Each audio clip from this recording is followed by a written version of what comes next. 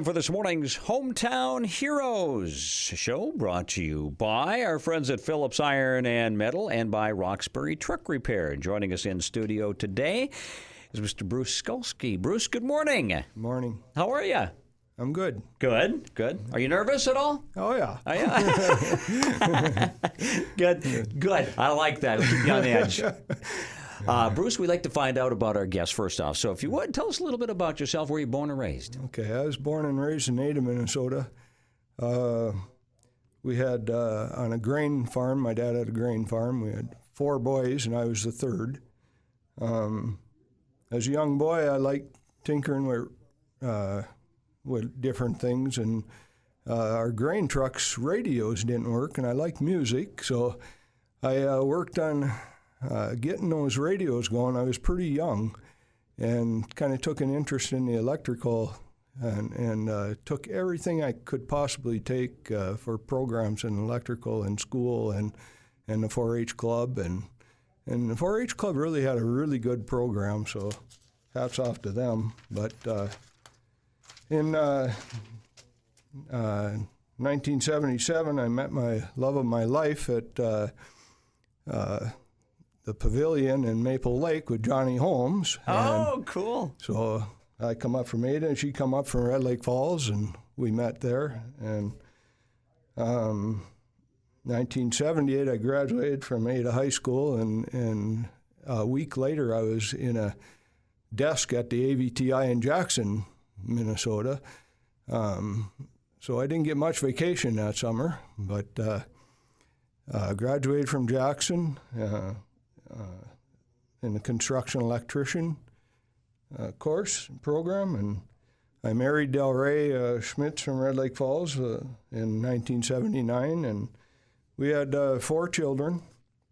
And I went to work out of the tech school at Ada Electric in Ada, and for a couple of years, and got laid off, and took a job in Alaska as a maintenance electrician for 13 schools, and they'd fly us between the schools, and I got in on some interesting flying. Oh, cool. Up and across the mountains,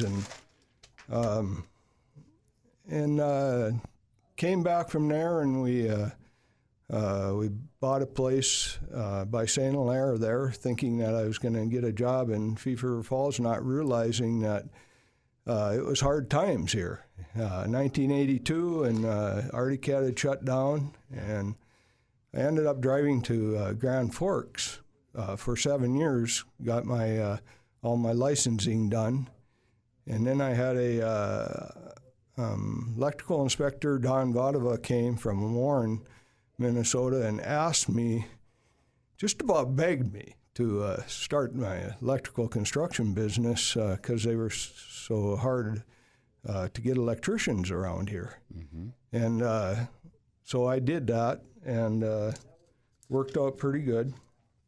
So you started your own business? We got our business going.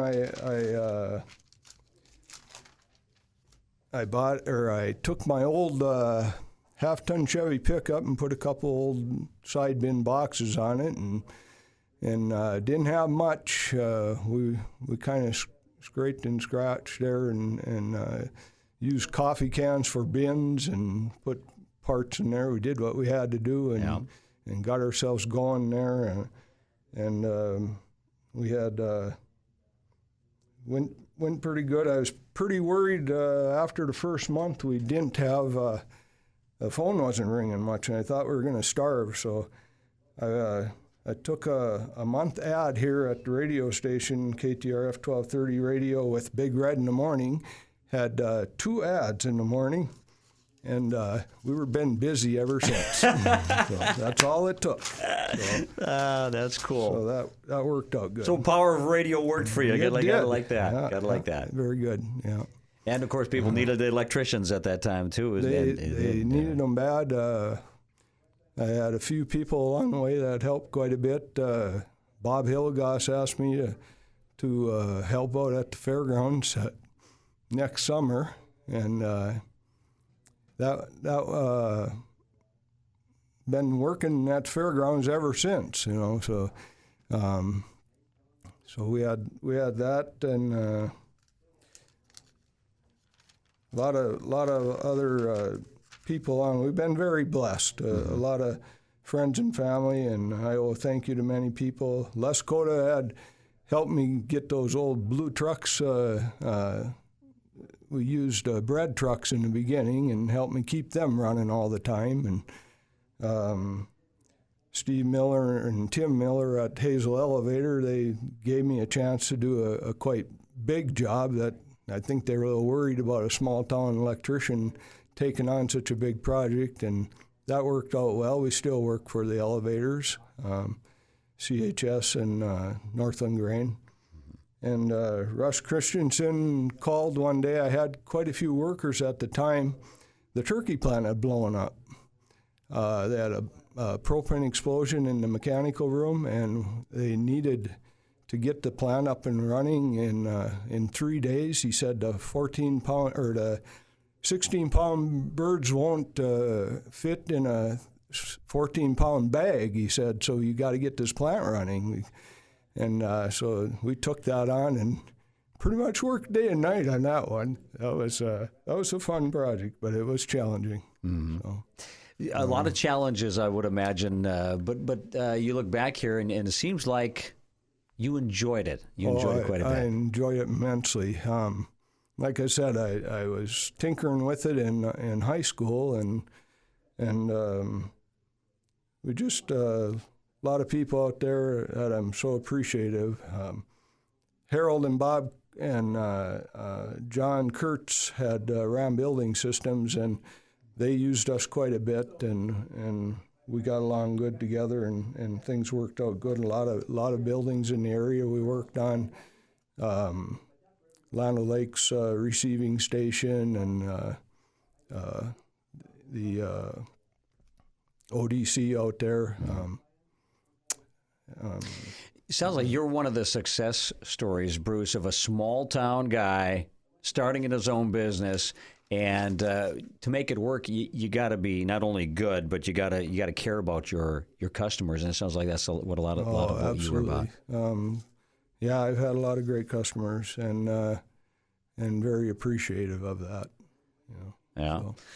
Electrician. See, I envy you because I can't stand electricity. I mean, when I change, a socket and a light, I'll turn the breakers to the entire house off just because I can't stand electricity. So, hats off to you. Now, you're also very involved today with clubs and organizations too, aren't you? Yeah, we.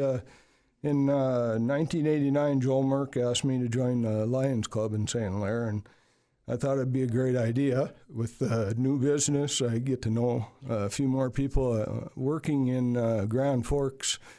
I didn't know a lot of people around here, and I had 7 years I worked in Grand Forks, and joining Lions Club got me to introduced to a lot of new people, and really enjoyed it. And we thought giving back to the community would be kind of a cool thing to do, and we did that, and we had a lot of fun and good times together. Those people still do, and in the community, and giving donations and stuff, and helping people out in the community. Plus, the Lions is a little different than most service clubs. We also help nationally and worldwide, and that if you go to some of those conventions and you get a lot of tear-jerker stories, that makes you know why you're there. Yeah. So gives you a good feeling. Yeah, good feeling, and that feeling is a great feeling to have, and people should just embrace those service clubs for that reason. Yeah. And you're also involved with the Knights of Columbus too, is that? Knights of Columbus, I joined about 5 years ago, and felt I had enough time now after the kids graduated, and they've asked me for years to join them, and I helped out, been helping out with the fishing derby, and Last summer I helped with the cooking at the fairgrounds there, so snuck that in. I was a little worried I'd get called out because I kind of on call all the time at the fairgrounds, but we've got things pretty good now at fairgrounds. I don't get a lot of work out of that anymore. Because things run so well now? Yeah. So. All right. Our hometown hero today, Bruce Skalski, I want to get some advice that he can give some youngsters if they want to get into the field or starting their own business in just a moment. But I want to let you know that Roxbury Truck Repair helps to bring our show here. Roxbury Truck Repair, of course, is a truck shop, truck and trailer maintenance and repair. It's Roxbury Truck Repair.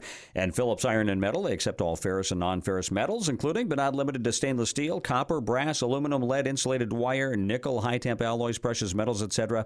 Whether you bring the material to us or we bring us to you, we provide quality service at competitive pricing. It's Phillips Iron and Metal.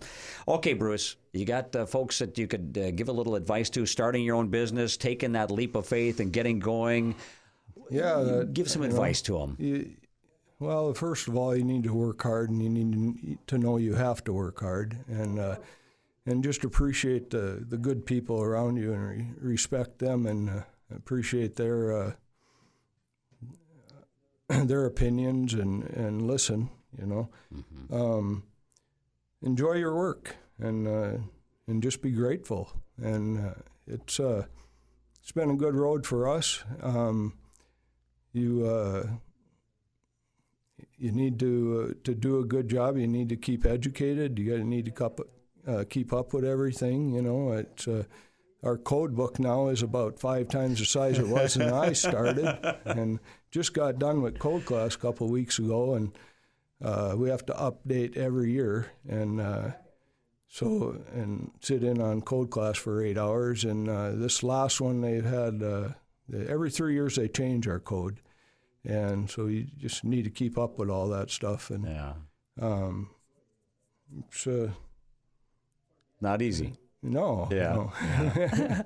All right. Well, I appreciate it. We're already out of time. It flew by here, Bruce, but I appreciate you coming in and telling us. And it's one of those good stories, too, about starting your own business and getting going. So we appreciate it. Thanks for coming in, and keep up the good work with your volunteer service, too, because we really do appreciate that, too. All right.